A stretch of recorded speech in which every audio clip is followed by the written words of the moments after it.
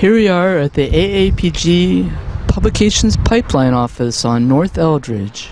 All right, here we are. It's Saturday morning. We're at the Publication Pipeline warehouse, and it is full of material, and we're trying to figure out how it's all organized, and Bruce is going to help us understand. Absolutely. Right now, we have about 90 pallets of material here. Each pallet has 36 boxes, so you're looking at about 60 tons and over 3,000 boxes of material that have been donated. Approximately 15% of it is ready to ship out. We have 10 pallets by the door over there.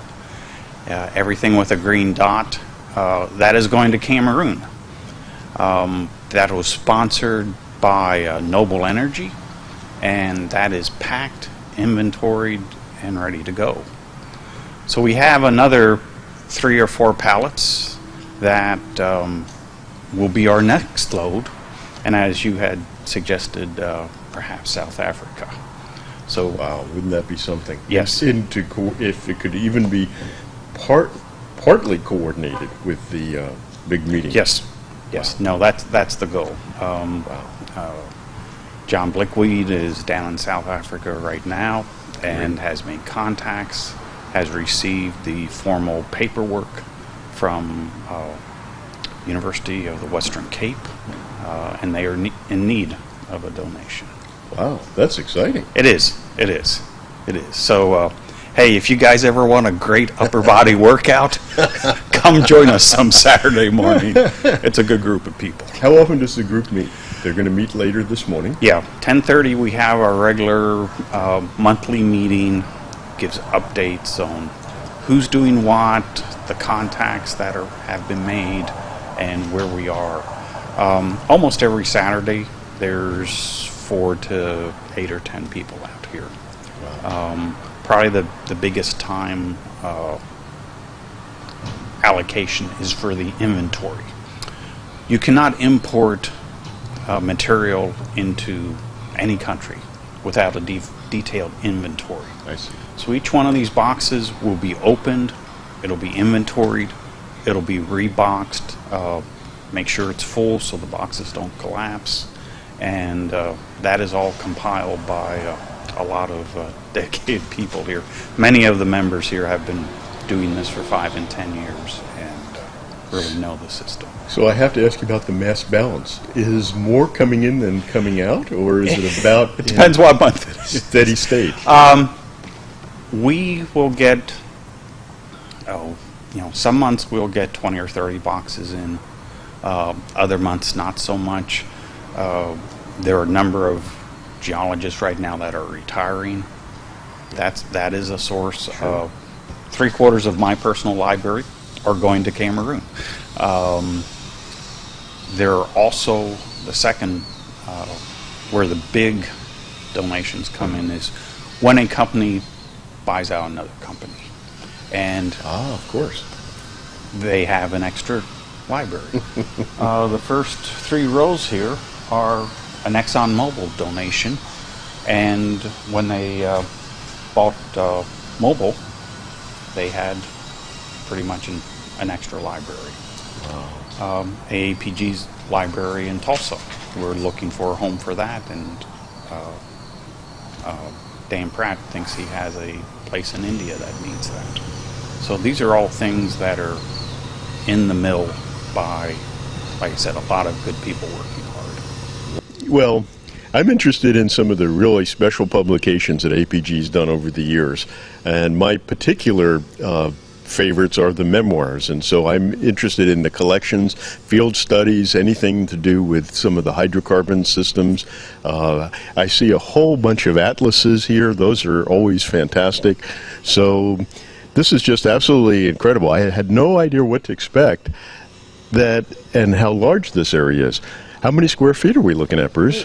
I mean, the other interesting thing is that since this group has been active since 2000, 200 tons of books have been donated to almost 60 universities in 24 countries.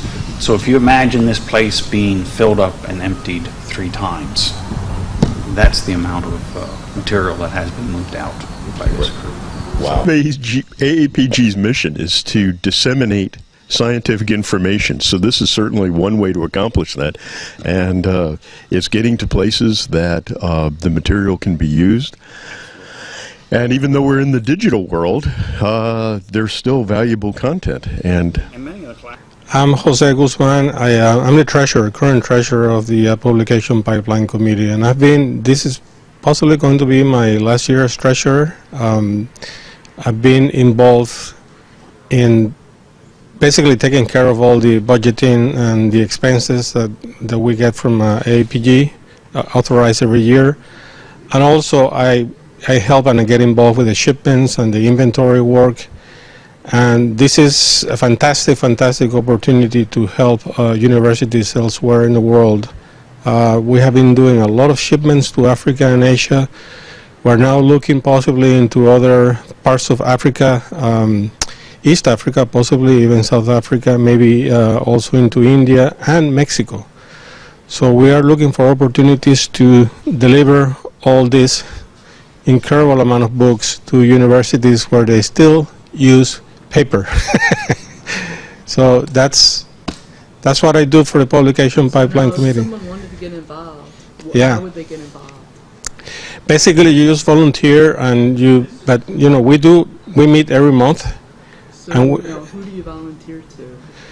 You can contact anyone from the committee, and there is a list, and we're publishing the AAPG website. We also have some flyers and some additional information that we can give out to people. We are present at every AAPG convention. We typically have flyers, trifles, bookmarks, all kinds of information so that people can get involved. And when do the people come here? We meet once a month, and this time of the year we're trying to come every Saturday for a few hours to continue working on inventorying, because we know that there are some imminent shipments that we're going to have to deliver. So there's always some activity going on here on Saturdays, but for that, definitely we meet once a month in our regular meetings. Like today, we're going to get at least 10-12 people here today. And so what do people do when they come? Besides talking about the activities of the committee, for example, I have to deliver a treasurer's report today. We talked about potential shipments that are in the pipeline. We talked about incoming donations. We talked about possibilities of getting more volunteers. We cover all those topics during the meeting. And then after the meeting, we typically stay for a couple more hours to do some work on the inventory and getting ready for the next shipment, which actually we have one that is ready to be sent to Cameroon within the next few weeks, actually. Well, should someone drive here with a bunch of books they want to give away and just drop them off? Or what do you do when people want to Yeah, they typically need to contact one of us, and then we can arrange for them to bring them here. We prefer if they do actually bring them here, and we also prefer if they have some sort of inventory of what's in the boxes, so that it will facilitate our job. So typically we get people dropping a couple of boxes, and sometimes we get large amounts of donations, especially from universities in the U.S. We got the entire BEG library a couple of years ago. The Exxon library, we got it also maybe 3 years ago. So sometimes we get very large donations. Yeah, and we're getting ready to also to receive the AAPG Foundation library. Got a good home. Oh, thank you. Yeah, that's where they belong. They're AAPG, a couple extra duplicate AAPG memoirs, including The Trek of the Oil Finders, which is good, oldie but goodie. I know it's hard to part with books sometimes, but you'll see. We'll shoot a picture of them receiving it with smiling faces is worth its weight in gold. It's just really good. My name is Katie Foltz. I made this map to document where we have donated across the world since 2001. The green dots indicate that we have sent publications, they've arrived, and the schools have incorporated them to their libraries. The orange is supposed to be indicating where something is in transit or has not yet arrived. The pink is proposed locations where we have contacts, and we are currently working on shipments here in Houston. And our headquarters are hidden in behind a dot in Houston, but yes, this will be constantly updated and put onto our LinkedIn page as well. The most remote one looks like it's off of Australia. Yes, I believe that's Papua New Guinea. That is the most out of the way, but I believe the DRC one was also one of our, and that was the longest one, mostly because it was so far inland and it was more difficult to ship. So. Book here. Well, yeah, we get some very, very old books in here, and some of them in Russian, for example. Really? Yeah, we got, they're spread out here somewhere, and some of them are so old that we don't think nobody's going to take them, so we put them aside. So what's the strangest thing you've ever seen in a box? Political stuff. We're going to interview T-shirts and stuff. Hey, T-shirts. You're going to start. So all kinds of things turns up into the boxes. Hey, here comes Chuck Charles. Kelly. Hey, Chuck. How The Publication Pipeline Committee. Gee whiz, 2002, something like that. Not quite inception, it came in shortly afterwards. I was overseas. I received a connection to the group here in Houston, was working with 11 different universities over there at the time. I was just amazed with the possibility, and so one of the first shipments was a full container that was distributed among 15 different universities in Indonesia. What a kick. Goodness gracious. Had a business trip to Houston, was able to see the warehouse, which at that time was the size of the office or a little smaller. Meet all the people working on it. It's just been a kick ever since. So I'm not used to thinking of books in terms of tonnage. So just to try to put it into for something that geoscientists can relate to, about how many books do you think that is? Is that a... One of these pallets is 60 shelf feet. And this is 3/4 of a ton. So a ton would be 80 feet. You're bringing up a controversy. We had opinions ranging from 12 inches per box to 20 inches per box. And Garrett Wind then went ahead and measured a whole series of boxes as he was inventorying them. And he came up with anywhere from about 14 inches to 22, with an average of about 20 inches of books per box, okay? 20 inches depends on what it is. But my guess would be typically 12 or 14 books. If it's AAPG bulletins, a whole lot more. If it's track of the oil finders, 4. Depends on what it is. Just hanging out here in the warehouse today. It's our first, Our chairman in absentia, mind you. Yeah, in absentia. Well, we're working on the age-old question. We know that 200 tons of books have been shipped out here, more or less, and so getting there. we're trying to get this to a number most people can relate to, like how many books is that? So, you got math. our collected wisdom here indicates that approximately 1,000 books per ton would mean about 200,000 books. And then, of course, the discussion is some books are 2 pounds, and some books are thick, like the Trek of the Oil Finders, and some are thin, like the bulletins. Yeah. So we're going to say about 200,000 books, plus or minus maybe about 100,000 or so $250,000. books. So we're going P10, P50, P90, but it's in the hundreds of thousands. We get Cameroon out of here, and it'll be $250,000. There you go. We do get paid by the box, too. And what, 60% of them are journals? No, less than that. No. And I try. It depends on where they're going. Yeah, that's And one of the things for large shipments, we got 10 boxes going, 10 pallets going to Cameroon. We've probably got 2 full sets of AAPG bulletins, which would be fine. Wow. But you wouldn't send 2 full sets to a single small university someplace, I don't think. okay. So yeah. And I think each shipment has a champion, right? Who works with the university, be sure as they do the ABC they have to do to qualify, finds a sponsor, and part of the hard part is just putting all these things together so that you can actually cause it to happen. Well, the champions, I think, look after what's going to be sure that it's appropriate. Well, we just sent How many? 20 pallets to 20 pallets to to the DRC In the middle of Africa. to the, and we sent it to the far side of the DRC. We had to come in from the other side of Africa to reach there because you couldn't reach there from the Atlantic Ocean. Across how many borders? Yeah, across three Three borders? Three borders, yeah. among people that are not friends with each other. Yeah. So the primary mode of transport is by boat, I would We imagine. tried to take it by boat to where whoever's getting it can take it from there to the universities. The shipments, we've had 3 to Indonesia. I was in Indonesia, and what we would do is arrange with the Indonesian Petroleum Association, a wonderful group, who would then, Indonesia, of course, you know, is as big as the U.S. aerially, and they would manage to get it to Sulawesi, to Wow. Sumatra, to Kalimantan, to the different And places. how do they further distribute it? By train, by... By their little, they had a Kijang. Kijang is a minivan. with the just shippers. drove all over Indonesia.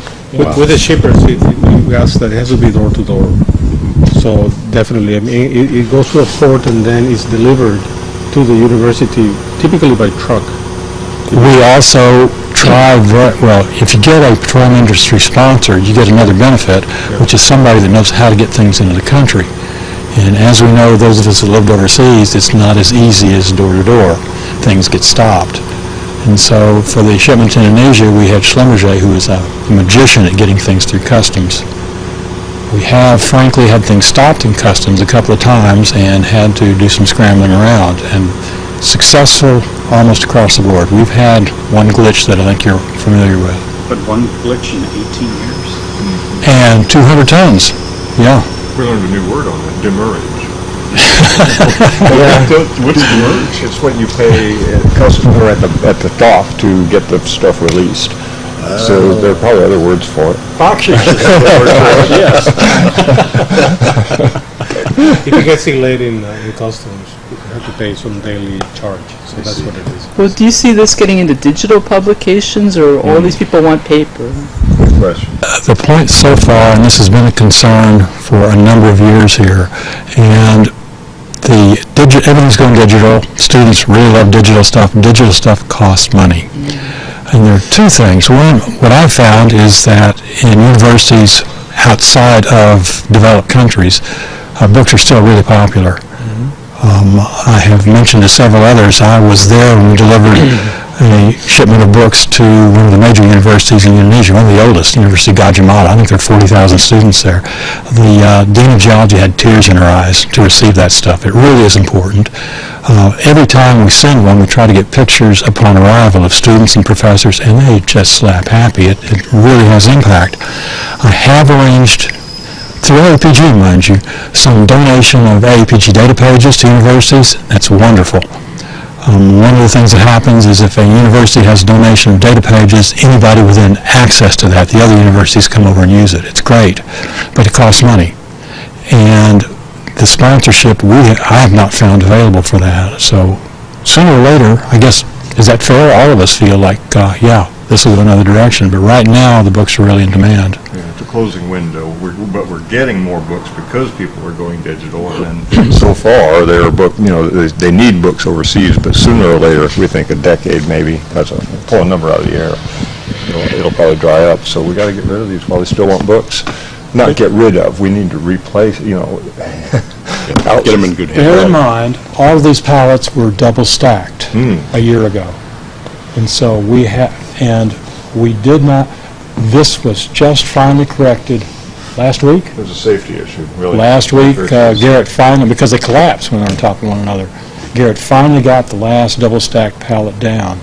And so we're making progress, but as you can see, we need to clear more space to have a little bit of elbow room in here. So does a big truck pull up and use forklifts to put them in the truck? We've done both. For the DRC shipment, 20 pallets, we rented a forklift, I see. a semi, 18-wheeler pulled up, and with a forklift, they made really quick work of cleaning out the 20 pallets. We then have a member of the committee that is a good forklift driver, and we rearranged the warehouse after the truck left. But the routine thing with just 2 pallets is to have a box truck, just a bobtail truck pull-up that has a lift gate. No need for that. We have a pallet jack here, and we are all experts at hand-pull pallet jack. So, Yeah, you learn quickly to say clear before you go boom. Well, I'm interested in what the content is. What is the proportion is AAPG material? What proportion is local societies? What proportion is, just industry books? Charles, the two things are solid gold to the universities. One are just textbooks. Yeah, And sure. one of the concerns, we sent a shipment to Pakistan several years ago, and somebody from Pakistan, a Westerner, but working for Unical, came over here, and he looked at the stuff. He said, "This is all dated, these are not new textbooks." We said, "You don't understand." He went back to Pakistan. The guy said, "We want that stuff," and they do.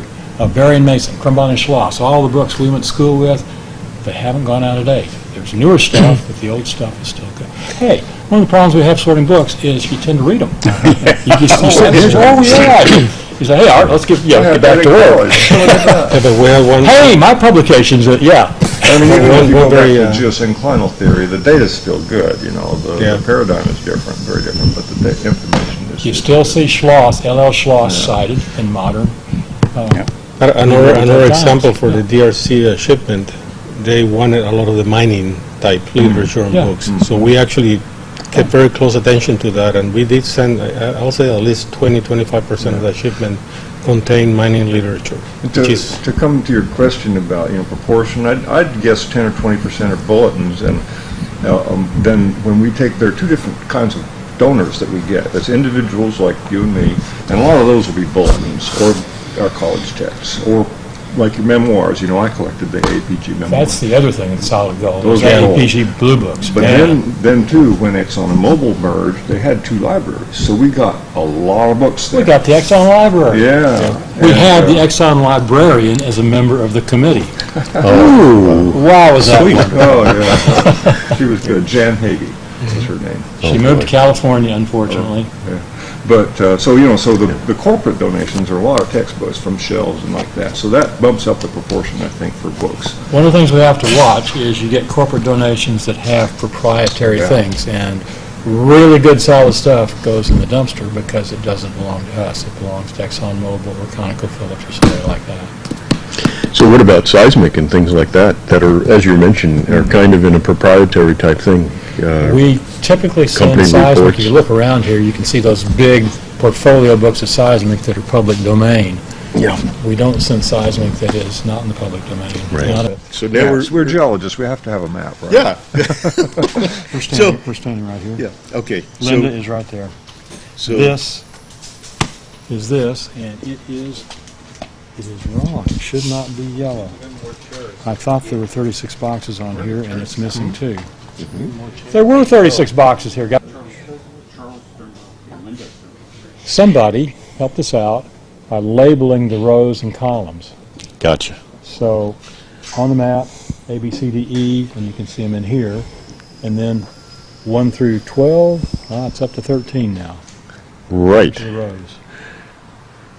Distribution of the boxes. So in geologic terms, are there sections that are the Exxon library, looks like it's all grouped together here, the former Exxon library? Just depended on how it came in.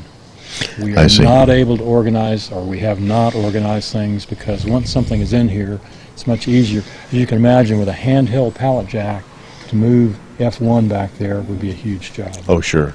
Oh, yeah. Just Now- shuffling it around. When we have a lift truck available, we do that because you can do it quickly. Otherwise, we don't. But we have not tried to organize by donations or content, except that we have a stack that has Russian language things in it. We have a stack over here that has Hispanic or other languages in it. So that we do that because we have typically sent those to countries where that's the principal language. Language is interesting.